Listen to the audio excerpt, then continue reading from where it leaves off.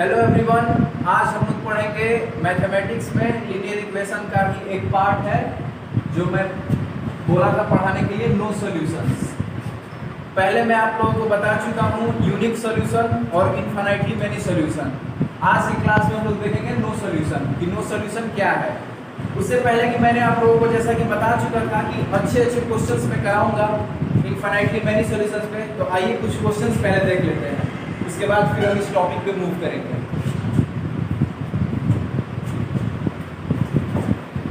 देखिए पहला क्वेश्चन, हम एक क्वेश्चन ले लेते हैं, जैसे कि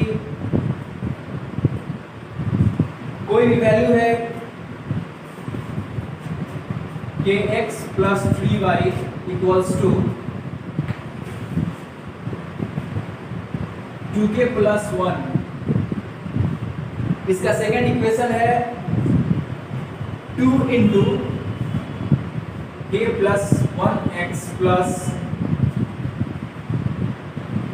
9y इक्वल्स टू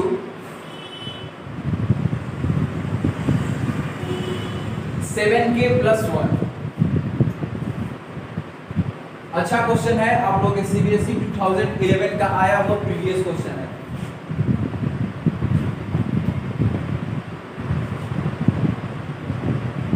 सीबीएसई 2011 का आया हुआ प्रीवियस क्वेश्चन है। तो अगर आप लोग क्वेश्चंस बना नहीं रहे हैं, कम क्वेश्चन बनाना चाहते हैं, तो कम से कम प्रीवियस ईयर क्वेश्चंस जरूर बनाएं।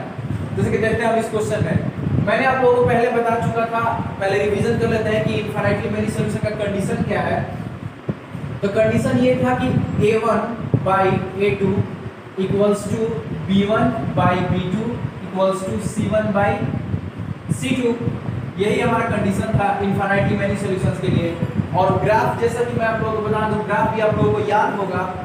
ग्राफ इसमें था कि अगर x एक्सिस और y एक्सिस है, जैसे कि ये x एक्सिस, ये y एक्सिस, कोई भी दो एक्सिस है, अगर हम इसमें इनफाइनाइटली मेनी सॉल्यूशंस का ग्राफ देखें तो इसका ग्राफ हमेशा कंसाइड करता है, मतलब एक ग्राफ में ही दूसरा ग्राफ होगा।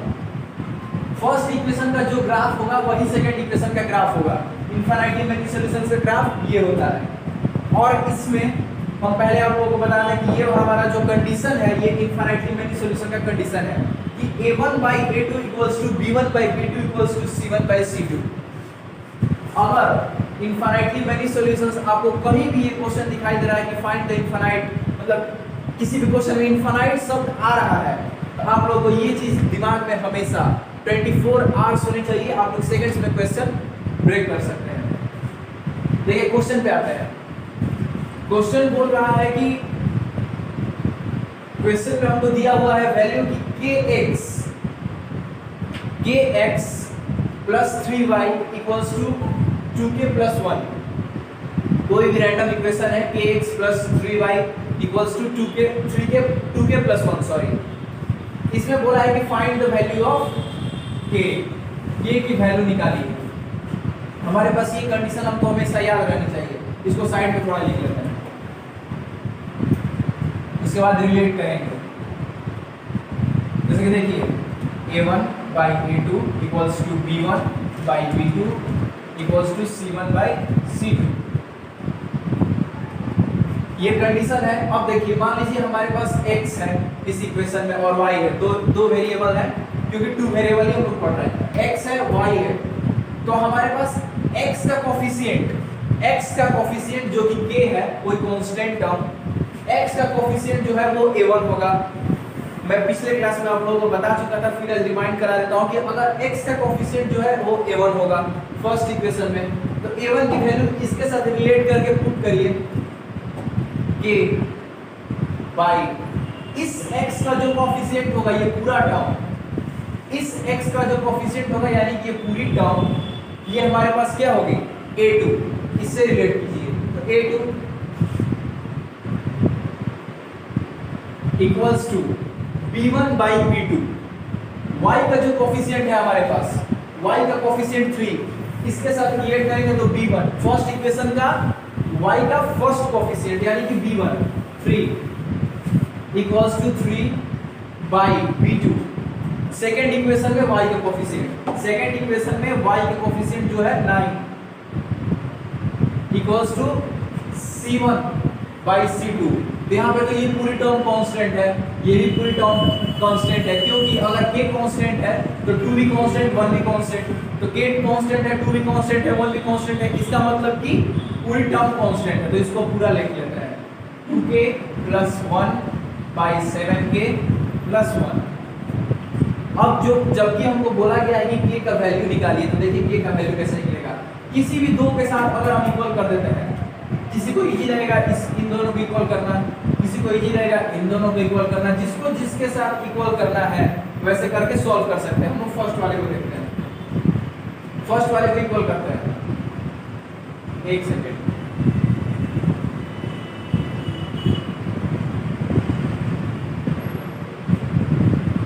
फर्स्ट वाले को इक्वल करते हैं जो कि है k by 2 into k plus 1 equals to 3 by 9। तो पहले तो हम इसको सिंप्लीफाई करें तो 3 by 9 1 by 3, k by 2k plus 1 equals to 3 by 9 जो कि होगा 1 बाई 3। तो k by 2k plus 1 equals to 1 by 3। Simple linear equation in one variable का सॉल्यूशन है, इसको मल्टीप्लाई कर लीजिए, 3k उधर ये जाएगा तो ये हो जाएगा 3k equals to 2k plus 2, 3k equals to 2k plus 2, क्योंकि 2 इंटू k इंटू 2, 2 1 जा 2, 2 इंटू k 2k। अब वेरिएबल को एक साइड कांस्टेंट को एक साइड 3 माइनस 2k माइनस में लाएंगे, इसको 3 माइनस 2k जस्ट k, इतना भी अपन बच्चे हैं नहीं, तो k की वैल्यू हमारे पास आ गई 2। अब अगर कोई इसे इन दोनों को इक्वल करके करना चाहेगा कर सकता है। मैं बहुत सारे क्वेश्चन करा चुका हूँ, एग्जांपल करा चुका हूँ, बार बार एक क्वेश्चन को 2 बार 3 बार सॉल्व करने से कोई फायदा नहीं। अगर आप इन दोनों को इक्वल करना चाहते हैं कर सकते हैं, अगर आप इन दोनों को इक्वल करना चाहते हैं कर सकते हैं, आंसर आपका हमेशा 2 ही आएगा। अब अगर आप दूसरा क्वेश्चन या फिर दूसरा एग्जांपल देखना चाहेंगे तो एक और क्वेश्चन मैं कराता हूँ।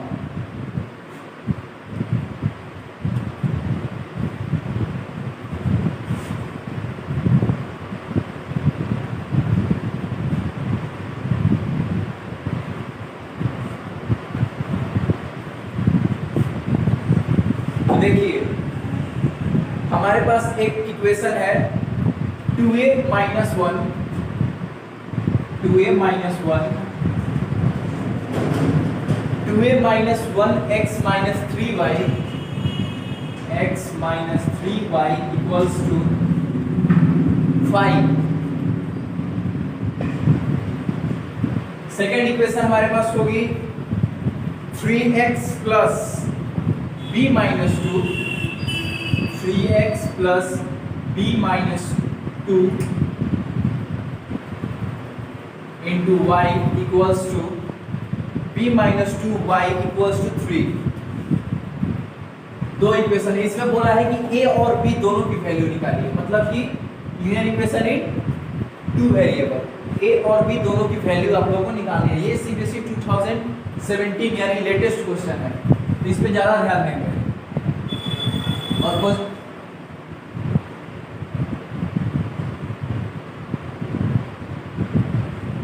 वैसे क्वेश्चन अच्छा है भी, थोड़ा सा कोई इसमें ज्यादा वो नहीं है। आपको अगर रिलेशन पता है तो सेकंड में क्वेश्चन 2 हो जाएगा। और सीबीएसई 2018 का आया वो क्वेश्चन है, लेटेस्ट क्वेश्चन है। जैसे कि देखिए पिछले क्वेश्चन में हम लोगों ने कोफिशिएंट के रिलेशन से रिलेट किया था, जस्ट वही करेंगे। यहाँ पे कोफिशिएंट हो जाएगा ये a1, x का कोफिशिएंट ये पूरी टर्म हो जाएगी a1 equals to 2a minus 1 by x coefficient 3 हो जाएगा, तो 3 को ले लेंगे। और यहाँ y का कोफिशिएंट +3 नहीं -3, +3 नहीं भाई -3, हमेशा ध्यान देना है, माइनस होगा तो -3 बाई y का कोफिशिएंट ये पूरी टर्म, बिकॉज b कांस्टेंट है, b माइनस 2। अब यहाँ पे हमारे पास कांस्टेंट 5/3 है, 5/3 ले लेंगे, c1/c2। सिंपल सॉल्यूशन है, आराम से सॉल्यूशन कर सकते हैं। इसमें आप किसी को इक्वल करेंगे तो नहीं आएगा, जैसे कि अगर आप इन दोनों को इक्वल कर दीजिए तो आंसर नहीं आने वाला भाई। क्यों? टू वेरिएबल हो जाएगा और इक्वेशन एक ही रहेगी, बी ए। टू वेरिएबल एक ही इक्वेशन नहीं बनेगा। टू वेरिएबल के लिए टू इक्वेशन, अगर दो वेरिएबल हैं इक्वेशंस में तो दो इक्वेशन जरूरी है। जैसे कि देखिए x plus y equals to 6, हमको x की वैल्यू बताइए और y की वैल्यू, क्या बताओगे? नहीं पता। x की वैल्यू बताइए और y की वैल्यू बताइए, क्या बताओगे? नहीं पता। इसके लिए दो इक्वेशन, अगर हमको इसके साथ एक और इक्वेशन दे दिया कि x minus y equals to 4, अब हम बता सकते हैं कैसे। बहुत सारे मेथड हैं, तीन मेथड आप लोगों को पढ़ना है, सब्स्टिट्यूशन, एलिमिनेशन और क्रॉस मल्टीप्लिकेशन। जिसमें सबसे फर्स्ट होता है सब्स्टिट्यूशन, इसको सब्स्टिट्यूशन से देख लेते हैं कि दो वेरिएबल रहेगा तो दो इक्वेशन ही जरूरी है। कैसे? x को y के टर्म में करेंगे, y को x के टर्म में करेंगे और इसमें वैल्यू पुट करेंगे, आंसर आ जाएगा। देख लेते हैं x equals to 6 minus y, x equals to 6 minus y, इस इक्वेशन से x equals to 6 minus y. अगर ये x की वैल्यू हम इसमें पुट कर दें तो वन वेरिएबल बन जाएगा। x की वैल्यू पुट कीजिए, 6 minus y equals to 4। 6 minus y, x की वैल्यू पुट कर दिए 6 माइनस वाई पहले से था इक्वल्स टू 4, हो गया वन वेरिएबल y। अब देखिए, अब आगे देखते हैं इस क्वेश्चन को। तो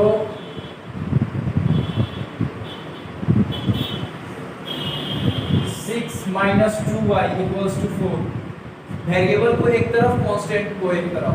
4 उधर जाके माइनस हो जाएगा तो 2 हो जाएगा, ये 2y उधर जाके प्लस में चेंज हो जाएगा तो 2y हो जाएगा।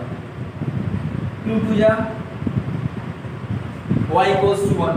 देखे किसी भी अगर कहीं भी दो वेरिएबल दिखा इक्वेशन में तो हमारे पास दो इक्वेशन चाहिए। तीन वेरिएबल दिखा, तीन इक्वेशन, वन वेरिएबल एक इक्वेशन, इसलिए दो इक्वेशन के लिए दो वेरिएबल जरूरी है।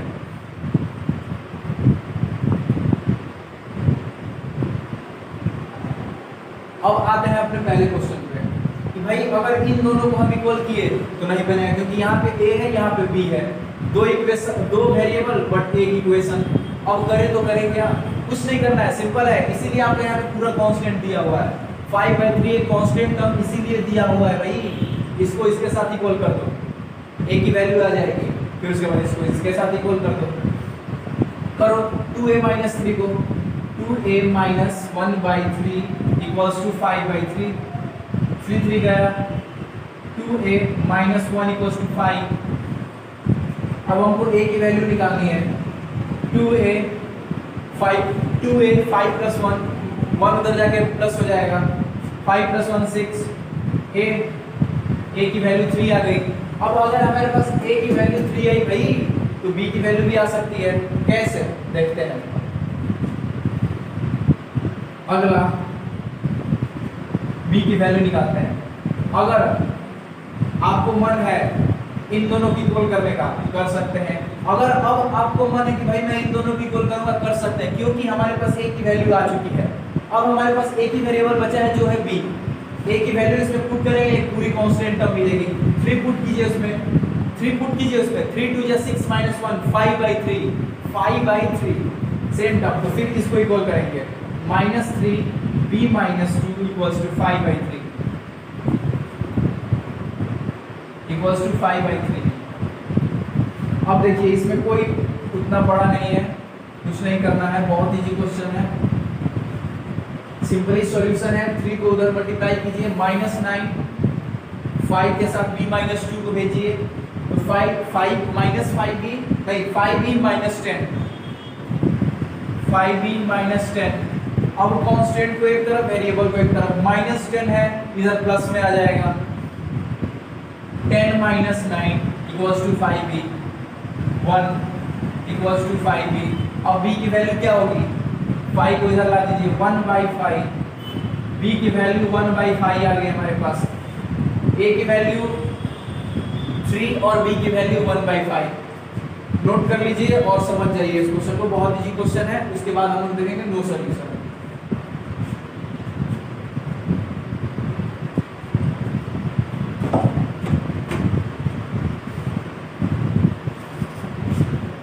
अगला, अब आते हैं अपने अगले टॉपिक पे नो सॉल्यूशन। तो देखिए नो सॉल्यूशन के बारे में हम पहले आप लोगों को बता देते हैं। पहले मैंने आप लोगों को बताया था कंसिस्टेंट सिस्टम। कंसिस्टेंट सिस्टम के दो पार्ट, कंसिस्टेंट सिस्टम के दो पार्ट। भाई मार्कर क्यों फंस रहा है? कंसिस्टेंट सिस्टम के दो पार्ट, यूनिक और इनफाइनाइटली मेनी। इनफाइनाइटली मेनी दो पार्ट कंसिस्टेंट सिस्टम में हम लोगों ने पढ़े। इसमें बस एक ही पार्ट है, इसको बोला जाता है inconsistent. Inconsistent system of linear equation. इसमें हमारे पास एक ही सिस्टम है जिसको बोला जाता है नो सॉल्यूशन, इनकंसिस्टेंट में। तो ये याद रखिएगा, ये एक इनकंसिस्टेंट सिस्टम का पार्ट है जिसे बोला जाता है नो सॉल्यूशन। अब देखिए नो सॉल्यूशन के बारे में क्या कहानी है भाई।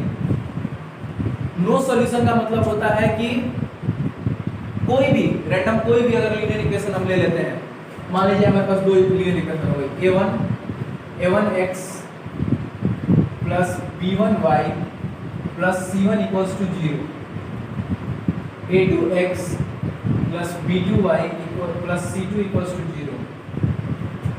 अगर हमारे पास कोई भी दो लीनियर इक्वेशन हो गई, इन दोनों में अगर हमको जानना है कि नो सॉल्यूशन का मतलब क्या होता है, तो नो सॉल्यूशन का मतलब ये होता है कि इन दोनों इक्वेशन की भाई सॉल्यूशन ही नहीं होगी। मतलब क्या? इन दोनों इक्वेशन का कोई सॉल्यूशन, यानी कि अगर हम x का वैल्यू निकालना चाहें, पर्टिकुलर x का और पर्टिकुलर y के वैल्यू निकालना चाहें तो नहीं निकाल पाएंगे। पूछो कैसे? ये भी बताना जरूरी है कैसे। देखो मान लो हमारे पास एक इक्वेशन है, मान लो हमारे पास एक इक्वेशन है random a1x plus b1y plus c1 equals to 0। करते करते बोर हो गए, कुछ नया इक्वेशन लेते हैं। जैसा कि अगर हम नया इक्वेशन ले लेते हैं कि lambda x plus alpha y equals to c1 ले लो, इसमें ले लो लैम्डा 1, इसको बोल दो, इसको ले लो लैम्डा 2x प्लस अल्फा 1 था, ये अल्फा 2 हो जाएगा, y इक्वल्स टू c2। दो इक्वेशन हमारे पास हो गई। अगर lambda 1x plus alpha 1 y equals to c1, दूसरा lambda 2x plus alpha 2y equals to c2। अगर हमारे पास दो इक्वेशन हुई, अगर हमको इनका नो सॉल्यूशन का पहले ग्राफ देखेंगे, जैसा कि मेरा पैटर्न वही है, पहले इक्वेशन उसके बाद उनके ग्राफ, फिर उनके कोएफिशिएंट का रिलेशन और एग्जांपल। तो पहले इसका ग्राफ देखते हैं कि नो सॉल्यूशन का ग्राफ होता कैसा है। देखिए नो सॉल्यूशन का ग्राफ हमेशा दिमाग में रखना ये चीज, नो सॉल्यूशन का ग्राफ हमेशा, इसको यहाँ पे लिख लेते हैं, lambda 1x plus alpha 1y equals to c1, lambda 2x plus alpha 2y equals to c2। यहाँ पर lambda 1, lambda 2, alpha 1, alpha 2, c1, c2 constant है, वेरिएबल टर्म आप लोगों को पता है, ये है, ये है, ये है। अब इसमें अगर हमको इनके ग्राफ देखने हैं नो सॉल्यूशंस के, तो देखिए मान लीजिए हमारे पास एक x एक्सिस, एक y एक्सिस, y x। अगर इनका ग्राफ देखना है तो भाई इनका ग्राफ हमेशा पैरेलल होता है, पैरेलल। इनका ग्राफ मीट ही नहीं करता है। अगर मीट कर गया सॉल्यूशन मिल जाएगा, अगर मीट कर गया सॉल्यूशन मिल जाएगा, पता है ना, मीट किया सॉल्यूशन। जैसे कि यूनिक में ग्राफ हमारा वन टाइम मीट करता था एक सॉल्यूशन, इनफाइनाइटली मेनी में ग्राफ हमारा कोइंसाइड करता था, मतलब कि ग्राफ हमारा एक पे ही दूसरा होता था, इनफाइनाइटली मेनी सॉल्यूशंस। इनमें ग्राफ भाई हमेशा पैरेलल होता है। देखो कैसे,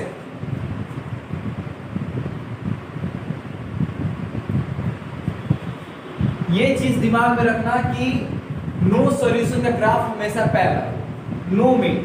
नो सॉल्यूशन मतलब नो मीट, ग्राफ मीट ही नहीं करेगा। मीट कर गया तो सॉल्यूशन है, मीट कर गया तो सॉल्यूशन है ना, तो मीट नहीं करेगा। अब देखो कैसे, मान लो हमारे पास ये इक्वेशन है, ठीक है, इक्वल्स टू c1, ये इसका ग्राफ हुआ। Second lambda 2 x plus alpha 2 y plus equals to c2 sorry. अब अगर हमको देखना है इनके प्रूफ कि भाई ग्राफ मीट नहीं कर रहा है, एग्जांपल देखते हैं, एग्जांपल से प्रूफ कर लेते हैं। आओ एक एग्जांपल देखते हैं इसमें।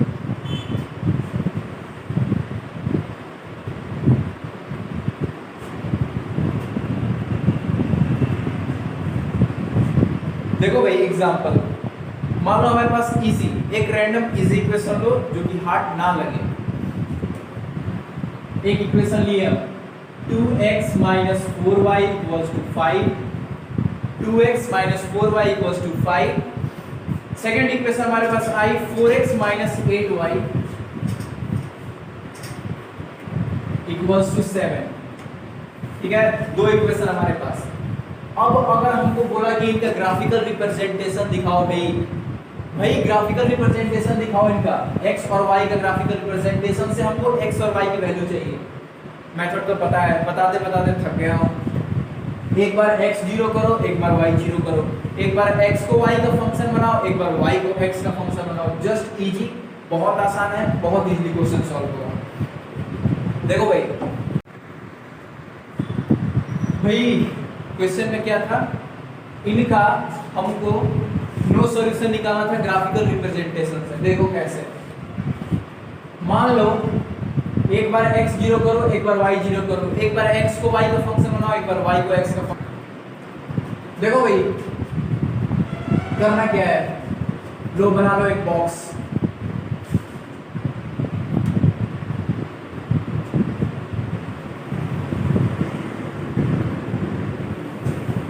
फर्स्ट इक्वेशन के लिए एक बार x 0 करो, एक बार y 0 करो। x 0 करो, इसमें x 0 करो, y की वैल्यू पता है क्या आएगी? नहीं पता। y की वैल्यू आएगी -5/4। y की वैल्यू आएगी -5/4। पूछो कैसे?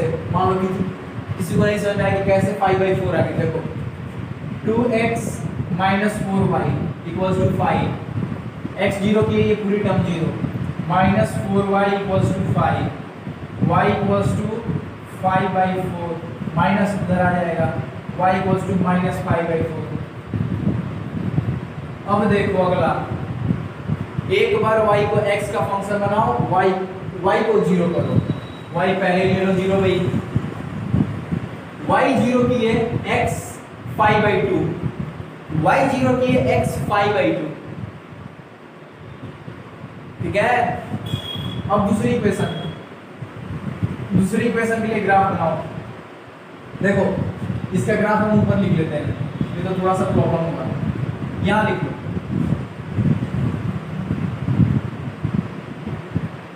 0 -5/4 -5/2 0। अब देखो सेकेंड इक्वेशन, उसके लिए बनाओ, एक बार x 0 करो, एक बार x 0 करो, एक बार y 0 करो। इसमें देख भाई x 0 अगर मैं करता हूं, y क्या होगा -7/8, y क्या होगा -7/8। कैसे? जैसे पिछले वाले में किया, 4x - 8y = 7, ये 0 -8y = 7, y = 7/8 आ गया, -7/8। देख भाई x 0 किए, y -7/8 आया। अब सेकंड में x 0 किए, y -7/8 आया। अब y 0 करेंगे, x कुछ मिलेगा, एक को 0 कर रहा है दूसरा मिल रहा है, एक को 0 कर रहा है दूसरा मिल रहा है, दिमाग में रखना है इसको। अब एक बार y को 0 कर, y को जैसे ही 0 करेंगे x 7/4 आएगा। क्या? अब इसका ग्राफिकल रिप्रेजेंटेशन दिखाते हैं। देखो कैसे, मान लो हमने ग्राफ खींच लिया भाई, हमारी थोड़ी सी इंक खत्म हो गई लग रहा है। एक हमको क्या माइनस लगा है, मतलब कि नीचे भी चाहिए, वाई डैश, तो ग्राफ हल्का सा चेंज करते हैं।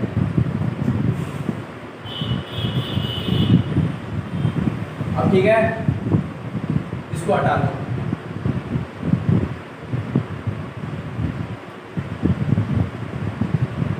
एक्स वाई जीरो कर रहे थे, -7/8 मिल रहा था, इसको जीरो कर रहे थे, 7/4 मिल रहा था। ठीक है, अब देखो क्वेश्चन में पहले मार्किंग कर दो, इसको x ले लो, ओरिजिन y, देखो x जीरो किए, पहले देख लो 1 2 3, 1 -1 -2, बस काफी है, 1 2। अब देखो ध्यान से सुनना, ध्यान से, x को जीरो कर रहे हैं, y 7/4 मिल रहा है, मतलब सॉरी x को जीरो कर रहे हैं, y -7/8 मिल रहा है, मतलब x में y चले यानी कि ओरिजिन, x में जीरो चले यानी कि ओरिजिन, y -7/8, -7/8 तो समझते हो 1 से थोड़ी सी छोटी टर्म, 1 से थोड़ी सी छोटी टर्म, मतलब 7 को डिवाइड करो 8 से, 7 को डिवाइड करो 8 से, 1 से थोड़ा सा छोटा आएगा, ले लो यहाँ पे, ठीक है, -7/8। ठीक, नेक्स्ट ये हमारा ग्राफ हो गया, x 0 y -7/8। अब देखो सेकंड में इसको ऐसे बना लो ना, x को 0 किए हो ना भाई, -7/8।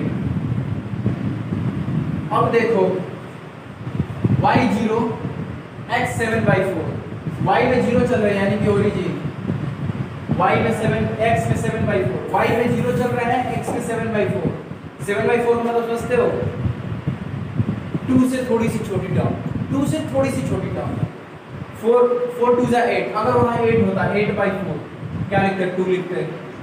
अगर हमारे पास 7 है तो क्या लिखेंगे, 2 से थोड़ी सी छोटी, यानी कि यहाँ ले लो, तो ये क्या हो जाएगा 7/4 -0 का ग्राफ। अब इस लाइन को मीट कराओगे ना, करा दो,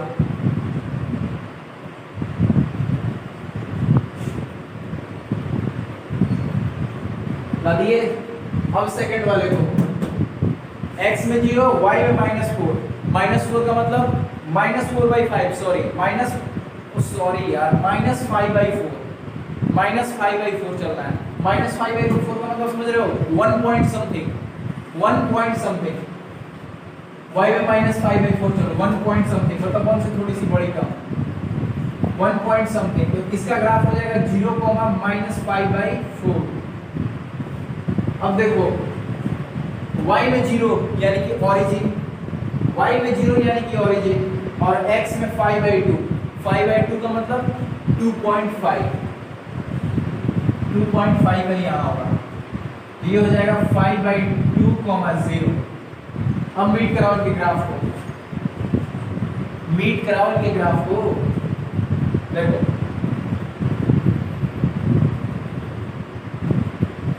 देखे कहीं टच नहीं हुआ ग्राफ में, कहीं टच नहीं, यानी कि नो सॉल्यूशन, इन दोनों इक्वेशन का कोई सॉल्यूशन नहीं है, कहीं टच नहीं हुआ ग्राफ कहीं टच नहीं हुआ। अब देखते हैं ग्राफ से इनके कोएफिशिएंट का रिलेशन हम लोग देख लेंगे, देखो कैसे।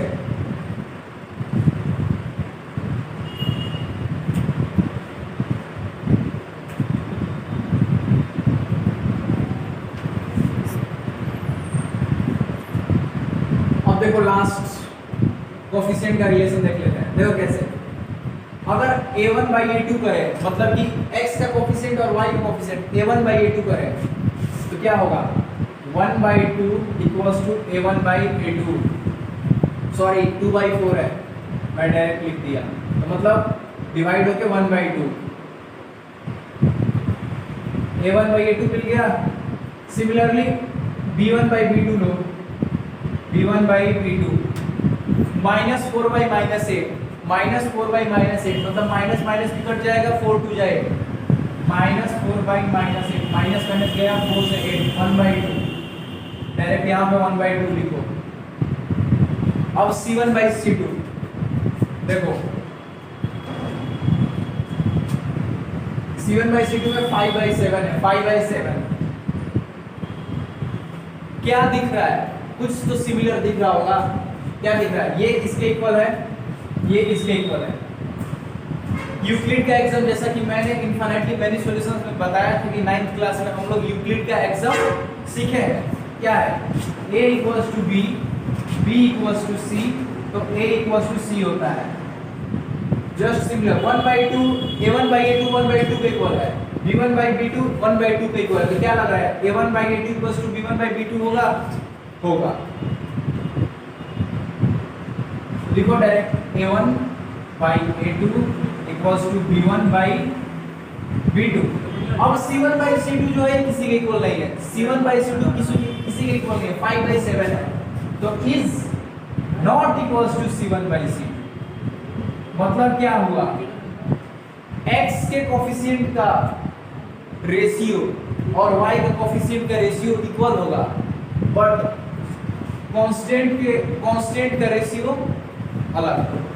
x के कोफिशिएंट का रेशियो और y के कोफिशिएंट का रेशियो इक्वल होगा, बट कोफिशिएंट का रिलेशन इनसे, रेशियो इनसे अलग होगा। तो अब देखो,